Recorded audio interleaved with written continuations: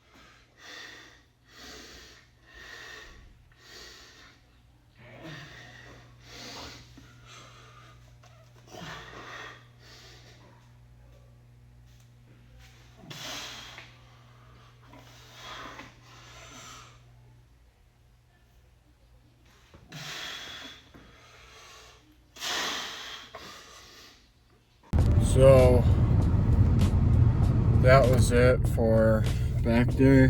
I will say back's probably my strongest or my best muscle group. Yeah, definitely need to grow my higher lats more of my, like, right here, I guess. When I do like a back double bicep, I'm not really getting that big of a V-taper look. Can't really build on that though, because I am cutting. So if you don't know, bulking's for like building muscle. Once you're in a calorie deficit, them calories are just going to maintaining what you have, and them calories of bulking are feeding your muscles if you're bulking right. But yeah, so today is June 1st. Not only is it the month of Jesus' Sacred Heart, but also it is Men's Mental Health Awareness Month. I want to say, if you are any guy that's watching this going through something, as someone myself that went through a lot of suicidal thoughts and attempts, and also having friends and family members with it a lot growing up, I will say this: you need to reach out to someone. I know people say that all the time. Number two, you need to find God and pray. You might not believe in Him now, but your prayers will be answered. They might not be immediate, they might not be what you want, but if you can have an outside perspective, you will realize your prayers will be answered. And number three, if you don't have someone to talk to God. And as men, growing up in the country and with around like working in blue collar industries, you're taught and raised that you shouldn't express your emotions, that men shouldn't cry. The most manliest person I know, his name is Jesus Christ. One of the shortest verses in the Bible says Jesus wept. One of the strongest men, King of Kings, cried because he felt pain and sadness for the sins that were involved with his children when he came here on earth and saw how painful it is for Christians. Please reach out to someone. You have no idea what you're gonna do once it's too late. You know, I don't want to go too much in depth, but I wouldn't be where I'm at today if it wasn't for a bad thing happening. And because that bad thing happened, I at first was rebellious when I was young and thought that God did it, and then realized and connected all the dots that if that never happened, who knows where I'd be. I'd probably be in an alternate dimension where I'm an atheist that's a alcoholic welder, probably working in Texas, and I'd probably make a shit ton of money but not have God. So who knows, you know? But reach out to someone, talk to God, pray to God, and reach out to someone.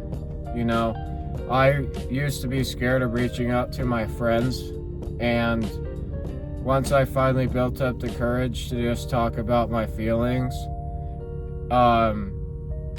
then I realize that I relate with other people and people relate with me, and that I'm not a burden to someone, and that they truly care about me. But you have to reach out to the right person. And never listen to people hating on you.